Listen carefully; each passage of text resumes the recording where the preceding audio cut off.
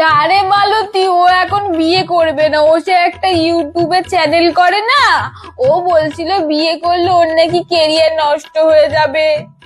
কে বলেছে দিদি বিয়ে করলে চ্যানেল করা যায় না? মেয়েটা দিন দিন কিরম ধেরিঙ্গের মতো বড় হয়ে যাচ্ছে, কবে আর বিয়ে করবে? চুল পাকলে তারপরে বিয়ে দিয়ে দাও। আর আমিও তো বিয়ের পরে চ্যানেল করি, এই হাঁড়ির খবর তোমরাও তো দেখো। সবাইকে কি তুমি নিজের মতো ভাবো নাকি? নিজে যেমন বাটি হাতে করে লোকের বাড়িতে কি কি রান্না হচ্ছে টেস্ট করে করে ব্লগ বানাও, আমিও কি বিয়ের পর লোকের বাড়ি বাড়ি ঘুরে লোকের রান্না খেয়ে খেয়ে আর বাটি হাতে ভিডিও করবো?